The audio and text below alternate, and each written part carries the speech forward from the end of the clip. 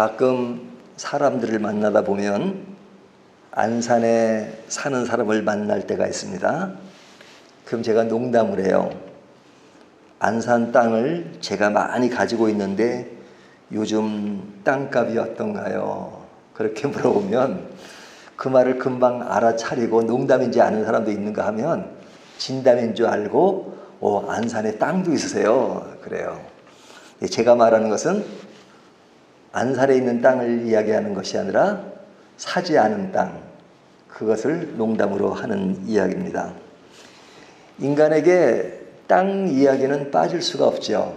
많은 사람들이 땅에 관심을 가지고 있습니다. 왜냐하면 이 땅이라고 하는 것은 우리의 삶의 터전이기 때문에 그렇습니다. 오늘 본문도 자세히 읽어보면 무슨 얘기냐? 땅 이야기입니다. 9절을 볼까요? 85편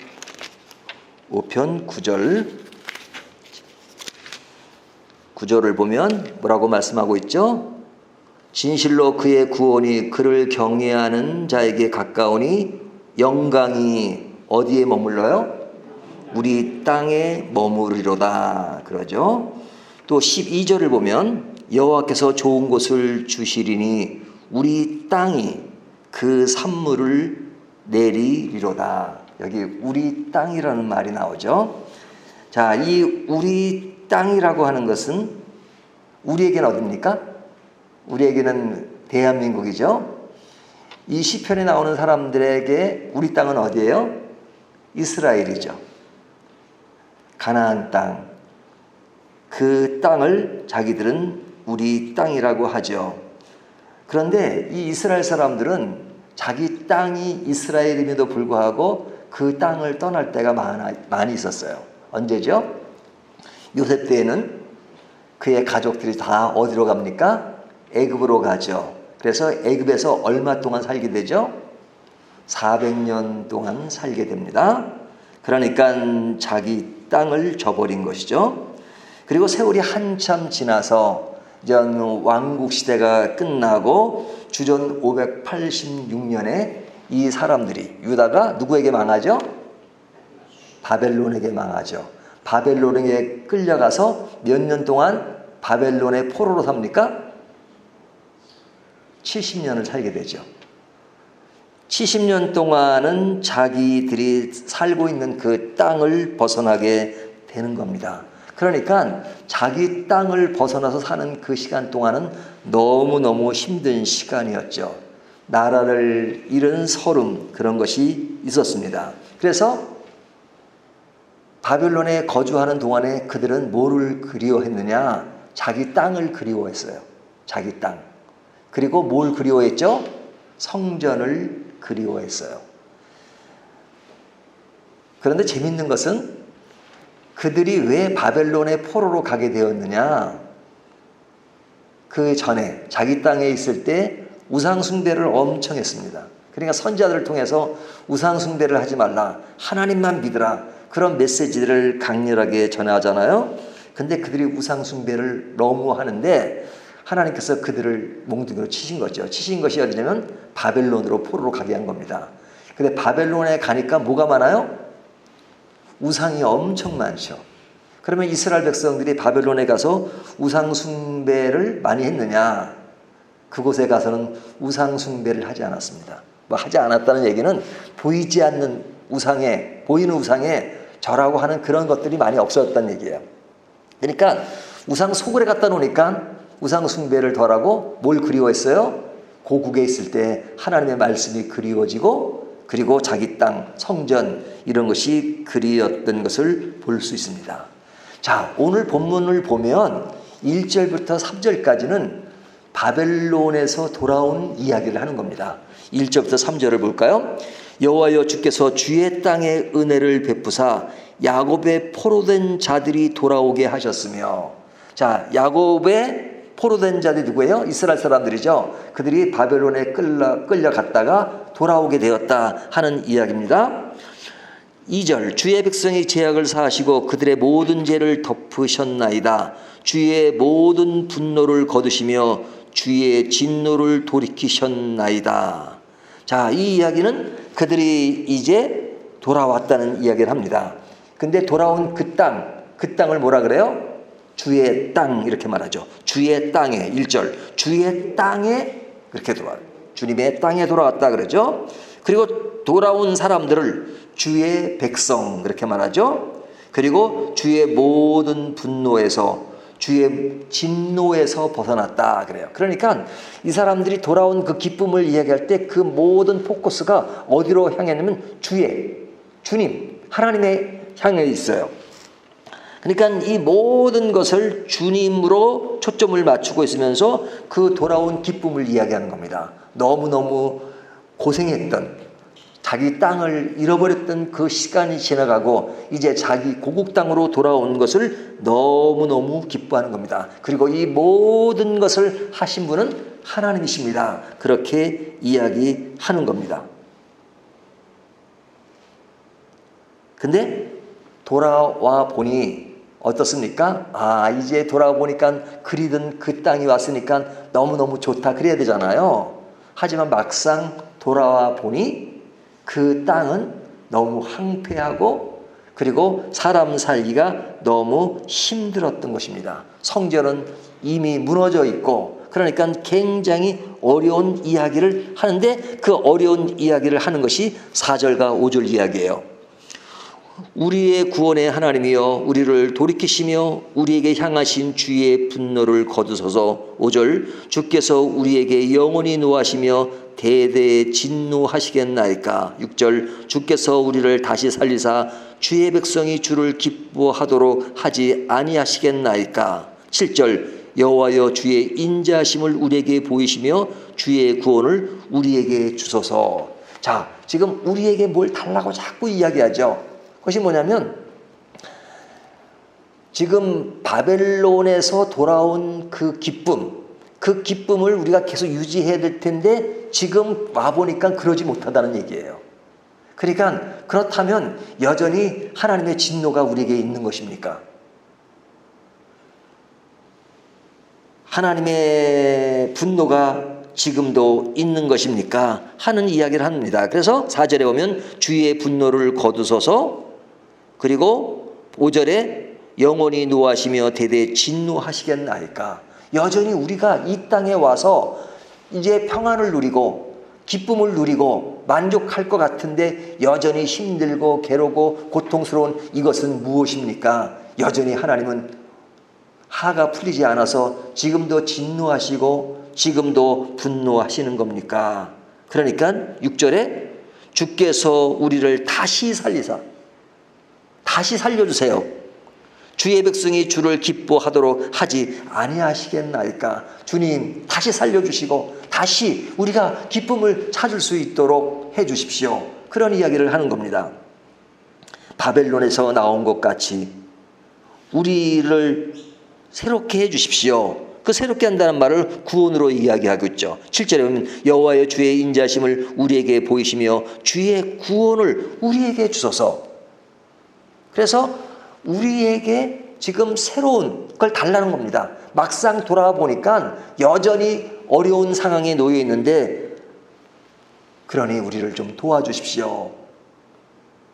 우리가 이런 것을 겪는 것은 주님의 분노가 풀리지 않아서 그런 것은 아닙니까? 라고 기도하듯이 이야기하는 겁니다. 자, 이 얘기를 좀 적용해 보면 우리가 예수를 처음 믿게 되면 그 기쁨이 굉장하죠. 물론 그렇지 않고 밋밋하게 시작하신 분도 계십니다. 하지만 예수를 믿으면 모든 것이 잘 될 것 같고 모든 것이 행복할 것 같고 그 다음에 모든 것이 바람잘 일이 없을 것만 같은데 믿어보니까 어떻습니까? 우리에게도 믿은 이후에도 여전히 고통이 있고 괴로움이 있고 슬픔도 있고 그렇잖아요. 그러니까 아삭 같은 사람은 믿지 않는 사람들이 더 잘 사는 것을 보고 미끄러질 뻔했다라고 말할 정도로 우리에게는 여전히 고통이 있어서 그러면 예수 믿는 것이 무엇인가 하는 생각을 할 때가 있단 말이죠. 그러면 우리 그리스도인들은 어떻게 살아야 하는가? 우리가 이 땅을 떠날 수는 없죠. 하나님이 이 땅을 우리의 삶의 시간 동안 주어진 것입니다. 그러니까 하나님이 어떤 사람에게는 70년, 80년, 90년, 100년 뭐 더 이상 하나님이 우리가 이 땅에 살 수 있도록 시간을 허락하셨어요. 그러니까 하나님이 주신 이 땅에서 우리는 최선을 다하고 살아야 되겠죠. 근데 최선을 다하고 살기는 해야 되겠는데 여전히 하나님을 믿으면서도 여전히 고통이 있단 말이죠. 그 고통에 대해서 어떻게 대처하고 살아야 되는가? 오늘 본문은 이렇게 이야기합니다. 오늘 본문 8절을 보시면요. 내가 하나님 여호와께서 하신 말씀을 들으리니, 이 8절을 보면서 좀 독특한 게 있지 않습니까? 어떤 것이 독특하게 보이십니까? 8절에 보면 처음 시작에 뭐라 그러죠? 내가 그러죠. 뭐 내가란 말이 이렇게 뭐가 독특하냐? 왜 독특하냐면요. 4절부터 7절까지는 주어가 뭐예요? 우리예요. 다 우리. 우리, 그죠? 4절에 보면 우리 구원의 하나님이요 그러죠. 우리를 돌아보시고 우리에게, 또 5절도 우리에게, 또 6절도 우리를, 그러죠. 7절도 우리에게 보이시며 우리에게 주소서, 그러죠. 그러니까 주어가 1인칭 복수예요. 우리에게 주십시오. 그런데 8절로 가면서 갑자기 주어가 바뀌어요. 내가라고 바뀌잖아요. 내가. 1인칭 단수로 바뀌잖아요. 그러면 그 1인칭 단수로 바뀌는 것은 뭐냐면, 우리라는 것은 이스라엘 백성들이 이제 바벨론 땅에서 돌아와서 지금 자기가 이 땅에서 고통스러운 것을 보고 하나님께 우리를 도와주십시오라고 그 이스라엘 백성들이 함께 기도하는 모습이죠. 근데 내가라는 것은 복수가 아니라 단수기 때문에 이때 상황이 바뀌어서 당시의 선지자나 또 당시의 사역자가 지금 많은 사람을 향해서 말하는 식의 표현이 된 겁니다. 그러니까 이제 우리가 이렇게 같이 기도하잖아요. 그런데 갑자기 앞에서 제가 이제 그 하나님의 말씀을 전하는 듯이 지금 이 선지자가, 또 누가인지는 모르지만 내가 하나님 여호와께서 하신 말씀을 드리리니, 그러니까 하나님의 말씀을 여러분에게 전한다 하고 전하는 겁니다. 그러니까 이 내가라는 그 말 속에는 뭐가 들어있냐면 말씀을 들으라는 겁니다. 8절을 다시 보세요. 내가 하나님 여호와께서 하실 말씀을 들으리니 무릇 그의 백성 그 성도들에게 화평을 말씀하실 것이로다. 하나님이 뭐 하신다고요? 화평을 말씀하실 것이다. 이렇게 말하죠. 그러니까 자, 지금부터 잘 들어야 하는 것은 뭐냐? 너희가 이 세상이 아니라 돌아온 이 땅에서 괴롭고 힘들지. 그런데 잘 들어야 될 것이 있어. 그것은 하나님의 말씀이야. 이렇게 얘기하는 겁니다. 그래서 어떤 사람을 통해서 메시지를 듣고 있는데 그 메시지가 뭐냐면, 우리는 이 어려운 시대를 겪고 있지만 그때 하나님의 말씀을 잘 들어야 돼. 화평의 말씀이야. 들어야 돼. 그렇게 말씀하시는 겁니다. 그러면서 또 한 가지 말씀을 하는 것이 8절 하반절에 그들은 다시 어리석은 대로 돌아가지 말지로다. 자, 어리석은 대로 돌아가지 말지라 하는 것은 우상 숭배를 하지 말라는 거예요. 이스라엘 백성들의 주특기가 뭔지 아세요? 우상 숭배예요. 선지자들이 끊임없이 얘기하는 것은 우상 숭배하지 말라는 거예요. 근데 이 사람들은 우상 숭배를 그렇게 하면서도 자기들은 우상 숭배를 안 하는 것처럼 생각해요. 왜 안 하는 것처럼 생각하죠? 하나님을 버린 적이 없으니까. 하나님을 버리진 않아요. 하나님도 찾고 있어, 이스라엘 백성들이. 하지만 하나님도 섬기고 우상도 섬겨요. 그러니까 하나님은 나 외에 다른 신을 섬기지 말라. 나만 섬기는 것이 믿음이다. 나도 섬기며 우상을 섬기는 그런 거 없다. 하나님은 어느 정도까지 이해하면 질투하시는 하나님이다. 이렇게 말씀하신단 말이죠. 하지만 이 사람들은 양쪽을 다 섬겨요. 그러니까 마치 하나님을 배반하지 않은 것처럼 이야기해요.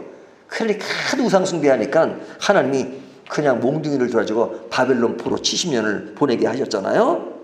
그러니까 우상하면 이스라엘이에요. 근데 하나님이 지금 상황에서도 뭐라고 말씀하시면 우상을 숭배하지 마라. 근데 거기에 뭘 강조해요? 다시라는 말을 강조하죠. 다시. 우상을 숭배하지 마라. 이 사람들은 그냥 또 기회만 되면 또 다시 우상을 섬기니까 다시 섬기지 마라. 이렇게 말하는 겁니다. 늘 반복되는 그 우상 숭배, 그것을 하지 마라. 그리고 화평의 말씀을 들으라 하는 겁니다. 이것은 뭐 그 당시 이스라엘 사람들에게만 해당되는 것이 아니라 우리들에게도 끊임없이 말씀하시는 거예요. 바벨론 포로 이후에 이스라엘 백성들은 보이는 우상에게 절하는 것은 많이 사라졌어요.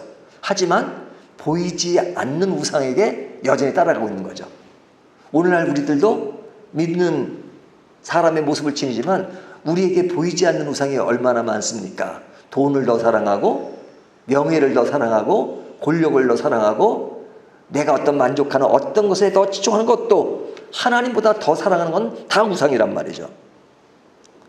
그러니까 이 땅에 사는 동안에 우리는 여전히 이 땅에 살 수밖에 없어요. 하나님 부르시는 그때까지는 이 땅에 살아야 되는데 그 땅에 사는 것은 오직 하나님만 섬겨라. 그러려면 말씀을 제대로 들어라. 우리가 사는 이 땅은 하나님을 믿는 자에게는 신앙과 반대가 되는 땅이 아닙니다. 하나님이 주어진 땅이에요. 우리 땅은 하나님이 우리를 살도록 만들어주신 땅이에요. 그래서 하나님을 경외하는 자에게 우리 땅은 하나님의 영광이 머무를 것이다. 이렇게 이야기하죠. 9절 보세요. 진실로 그의 구원이 그를 경외하는 자에게 가까우니 영광이 우리 땅에 머무리로다. 자, 우리가 사는 이 땅에 하나님의 영광이 머무를 것이다. 이렇게 말씀합니다. 그렇다면 이 땅이 문제가 아니라 우리가 누구냐에 따라서 이 땅은 영광의 땅이 될 수도 있고 저주의 땅이 될 수 있습니다. 중요한 것은 땅의 문제. 땅은 중립적이에요. 땅이 악하고 땅이 뭐 선하고 그렇습니까? 이 땅은 중립적이에요. 근데 문제가 있다면 인간이 죄를 짓고 인간이 악한 것이죠. 그러니까 하나님을 믿는 사람은 하나님의 영광이 지배하고 그러면 이 땅을